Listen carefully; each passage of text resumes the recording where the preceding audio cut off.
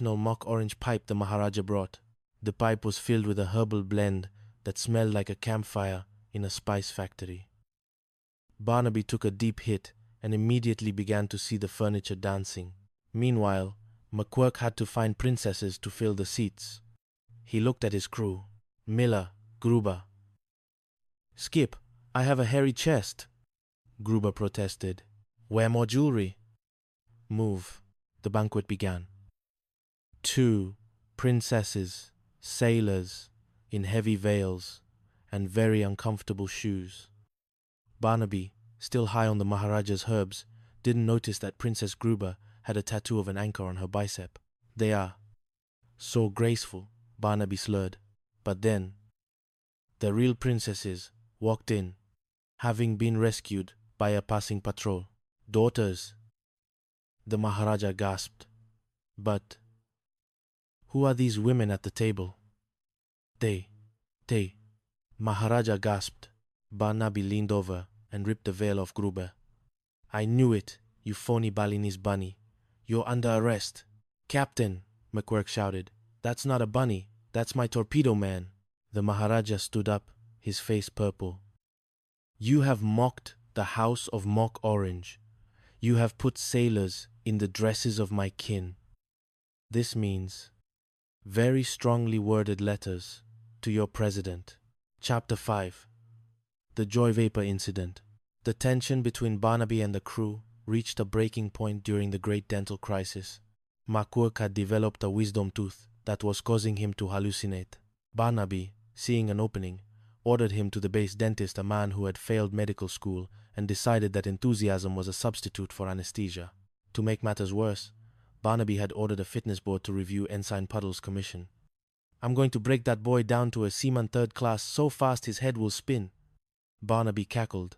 In the dentist's office, the Joy Vapor, a prototype of laughing gas, was accidentally left on full blast. McQuirk emerged from the office, not just pain-free, but convinced he was a bird of paradise. "I can fly, Barnaby. Look at my plumage," McQuirk chirped, flapping his arms as he wandered into the captain's office. Barnaby, who was currently being sprayed by a landscaping detail, the crew with a tank of Joy Vapor disguised as pesticide, began to giggle. "Oh, McQuirk, you're so colorful."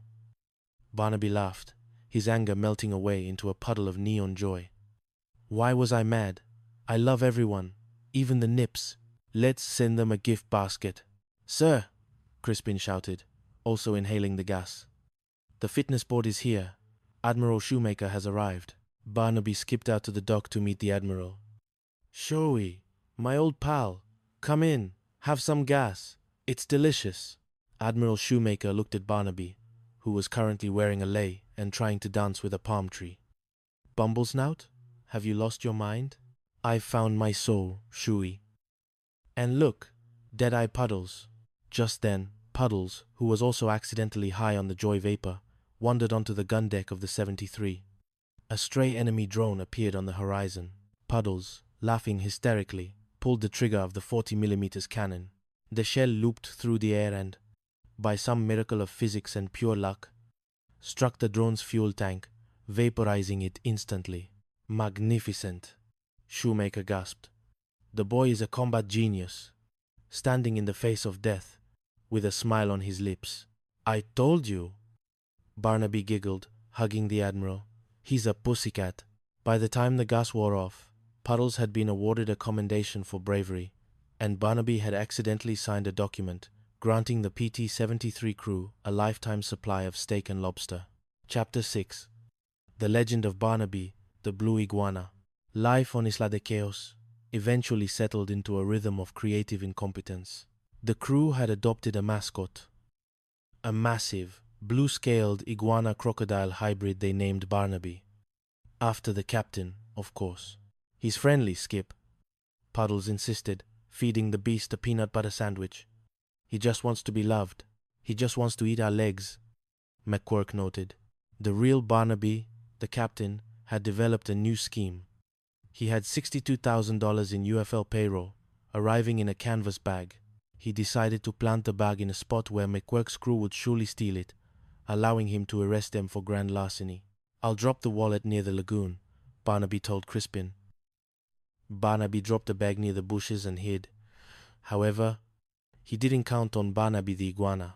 The beast, smelling the peanut butter Puddles had smeared on the bag as a prank, crawled out and swallowed the entire $62,000 payroll in one gulp. "No!" Barnaby screamed, leaping from his hiding spot. "That's the Navy's money, you oversized lizard. Give it back." The iguana simply blinked and let out a very expensive-sounding belch. When McQuirk arrived, he found the captain wrestling with a blue iguana. "Captain, are you trying to wrestle the mascot?" McQuirk asked. "He ate the payroll, McQuirk.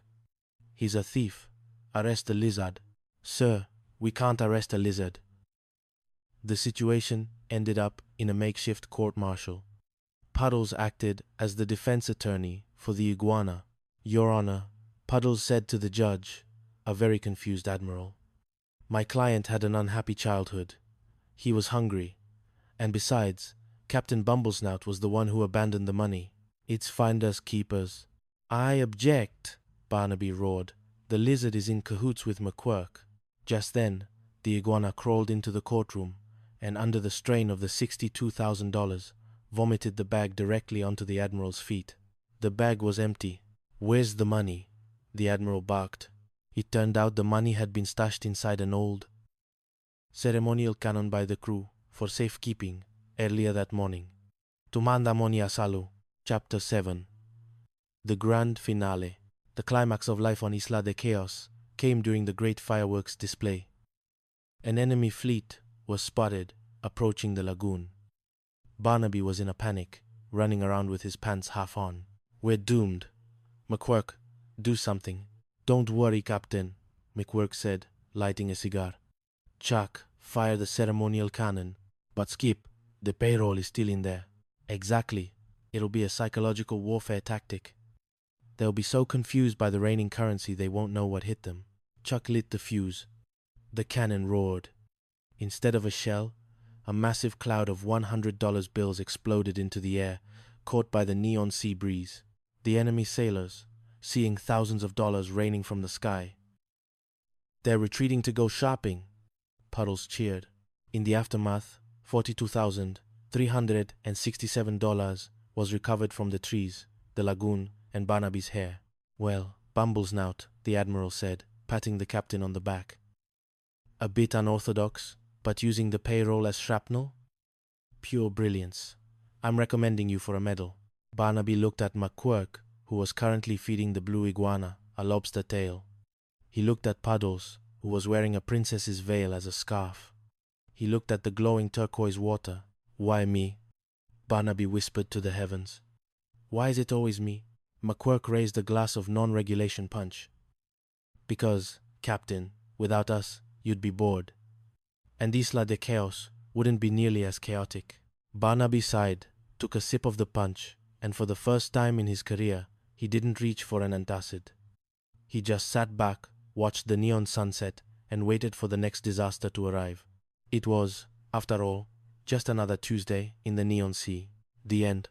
De San Pollo Chronicles, a novel of tropical incompetence and high seas hilarity. Chapter 1. The Garter Belt Crisis. Commander Barnaby Bluster Barnaby was a man whose blood pressure could be measured by the color of his ears. At this exact moment, his ears were a shade of crimson, usually reserved for emergency flares. He paced the mahogany floor of his office on San Pollo Island, a humid speck of land in the Sapphire Sea that the Department of Defense had seemingly forgotten to provide with a purpose, but remembered to provide with a surplus of bureaucratic headaches. "Garter belts!" Barnaby roared, slamming a requisition form onto his desk. "I asked for anti-aircraft ammunition, and the supply depot sent me 3 crates of silk garter belts and a case of lavender-scented talcum powder." Standing across from him was Lieutenant Percy Puddles Pringle, a man whose military bearing resembled that of a wet noodle. Pringle adjusted his oversized spectacles, which were perpetually sliding down a nose that seemed designed specifically for that purpose.